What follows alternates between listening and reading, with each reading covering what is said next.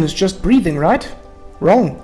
Respiration is the chemical process that supplies the body with energy for all other life processes. Growth and repair of cells, muscle contraction, protein synthesis, sending nerve impulses, absorbing molecules and active transport, to name just a few. It happens in all living cells, not just animal cells, but also plant cells. There are two types of respiration: aerobic and anaerobic respiration. Aerobic means with air, and so needs oxygen, whereas anaerobic respiration doesn't need oxygen. Let's start by looking at aerobic respiration. Aerobic respiration releases energy in cells by breaking down food substances whilst in the presence of oxygen. It is represented by this simplified equation. But don't forget the energy which is released.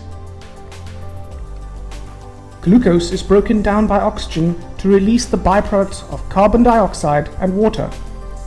Energy is released, which is then used to make a special energy molecule called ATP. ATP is how energy is stored for later use by the body.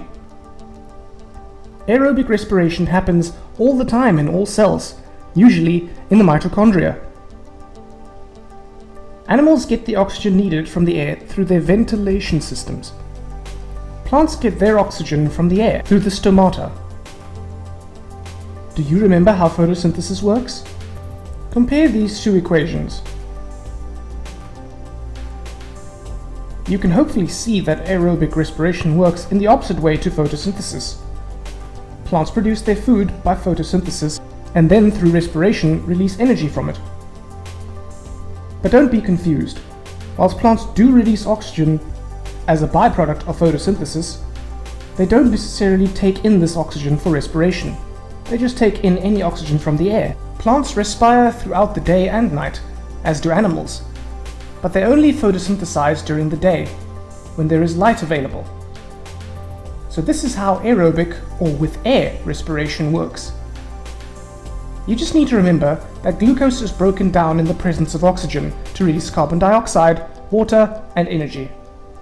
In the next video, we will have a look at anaerobic respiration and how it differs.